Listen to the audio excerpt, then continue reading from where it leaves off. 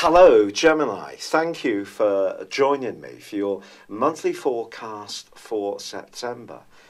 Wow, August, what an exciting month. Such a lot of gripping energy, and that's going to continue to play out for you over the next half year. And it's all about the things you're passionate about and your ideas, your sense of creativity, and the things that really interest you are going to continue to switch you on throughout that period. But there is a switch of emphasis this month. Well, there's actually three switches of emphasis, because the month begins with still a lot of Leonian energy giving you a lot of support, especially around how you say things, with Venus in its most charming location through to the 20th for you. And you could find that someone is absolutely smitten by the way you come across. But also your ruler, Mercury, and Mars are in the sign of Leo as the month begins. But there is going to be some big changes, because Mercury is tracking backwards for the first 4 days and then goes direct, which is something obviously we're all going to be pleased about. So if there have been a few cross wires, or a trusted domestic piece of equipment that you've had for a long time has proved to be a bit unreliable, or perhaps some technological stuff, well, I think that can start to work out well for you. But also on the same day, Mars relocates into the sign of Virgo. Now, Mars in Leo, there's no doubt about it, it's very proud, it likes to hog the limelight, it's giving you a lot more confidence in terms of saying how you feel and expressing who you are. But now it moves into an area which does require a bit more patience and tact. The fourth house is about where we live. It's about our physical and emotional security. It's also about family life. It's a foundation point on our journey through the Zodiac. It's a time to pause and assess where we are, to just dust ourselves down and make sure that we're nurtured and we're rested. So there may be some moments in this month when you do want to retreat a little bit from this lively, buzzed up energy that's been whipping around you in such an exciting way for so many weeks. But as this month begins, so the Sun in this area is in opposition with Neptune. Now, Neptune is the planet of imagination, it's spirituality, and it's very creative influence. But for you, Neptune is also about how you're perceived by people in important positions, people who are decision makers, the movers and shakers, and it's also about your work. And if you are a compassionate person, I think Neptune's probably been very important for you over the last 7 years. However, as we begin this month, well, from the 2nd, it's in opposition to the Sun. And then there is a full moon, which occurs on the 6th. And this is directly combining with Neptune. So when it comes to your hopes to grow your business, to gain a promotion, to perhaps do better on the property ladder, what I feel that this full moon is saying is you must be utterly realistic. Because the Sun on the other side of the heavens, and just obviously joined by Mars, is asking you to stay a little bit more mindful of how it all feels. So we can have some kind of desire to achieve a position of prominence, to raise the profile about our talents, and I think there's been a huge amount of that going on for you in a very buzzy, exciting and enjoyable way. But I think maybe you do need to take a little bit of a breather. And if you are thinking about still making some improvements to your status, or trying to make your way up the ladder of success, always think about how does it work for you in terms of how does it feel? Are you enjoying it? Do you feel safe and secure? Do you like the environment you work in, the people you work with? Is that working for you more at a heart level?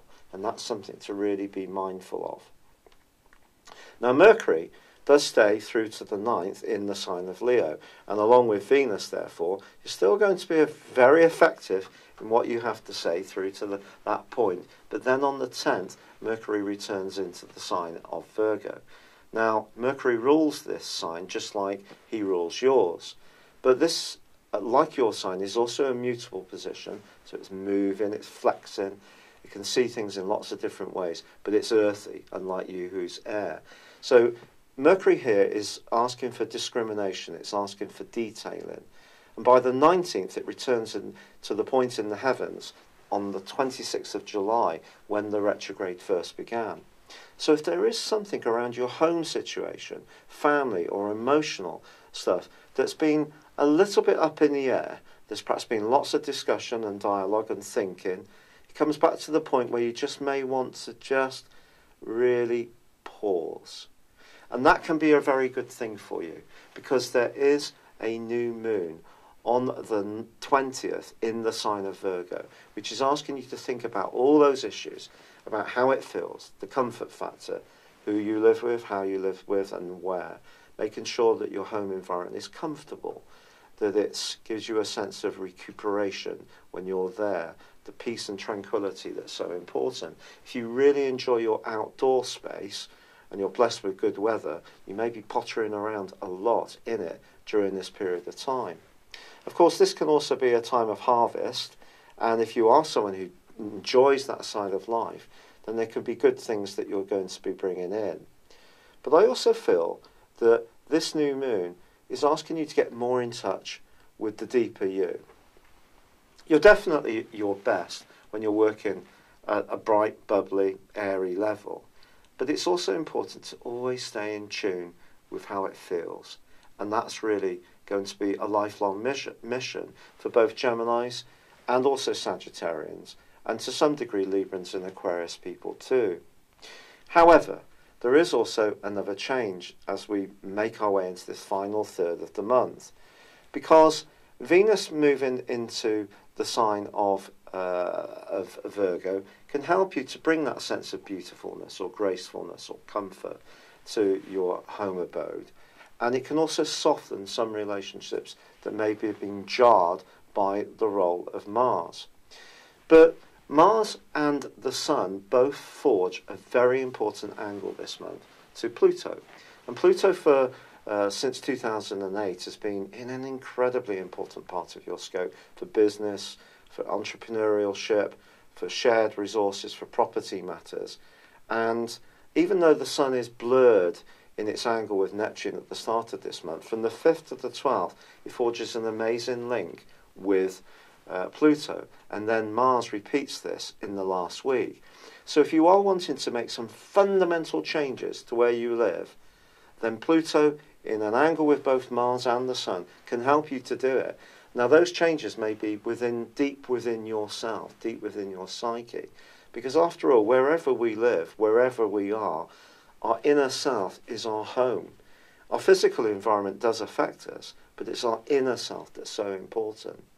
So just consider this, because Mars then goes, along with Venus, into an opposition with Neptune, and things can seem very murky, and it's going to be very important to guard against any impatience if you really want to kick on and do better.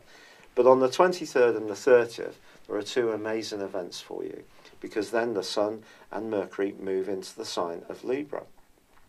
You've already got Jupiter in this location, which all through this month is forging an amazing angle to Saturn. Now, Saturn obviously has been hard going around your relationships, but it's taught you a lot of lessons over the last 2 or more years. And on the 19th of December, it's going to say au revoir and move into a new location. But for now, I think you're beginning to really master it. You're seeing more what relationships are about. Maybe some people who didn't work for you have left your world, and new people are coming in who do fit what you need. And if they fit really well, someone could become quite a mainstay in your situation this month, because remember, you're looking for an enhancement to your emotional happiness. And it could be that some Geminis will be moving home, moving in, renovating, moving accommodation around to adapt it in order that the flex can allow for some changes in your status. But the Sun and Mercury moving to join up with Jupiter also gives you the opportunity to have pleasure. And that's why I said at the start there would be 3 phases. The Leonian phase, the Virgo phase, and now the Libran phase. But all the way through this month, just stay mindful of your expectations and your goals and your ambitions around your career, and how these play out in terms of what works for you at the base of your existence. If you set your sights too high in an unrealistic way, don't plan and research things, they won't necessarily work out. So everything you do needs to have a sense of stimulation, which is still coming from that wonderful solar eclipse, still needs to interest you and switch on your mind, but it needs to leave you feeling safe, secure, and then ultimately, by the end of this month, enriched with some more playful, upbeat, and joyful activities and events. And it can do that for you. I'd like to wish you a very positive September. Thank you for joining me. Good luck, and goodbye for now. Hello, thank you so much for watching my video. I'd love you to join me at my Horoscope Ace app. You can find this at www.horoscope-ace.com. You can use it through Android, iOS, Apple, or Facebook. Check out your ascendant or your moon sign, or download your free birth chart. There's all your favourite videos, plus there are daily, weekly, monthly and yearly horoscopes for general, love, Chinese and Indian astrology. If your passion is tarot, there's my brilliant 3-card money or love tarot readings too.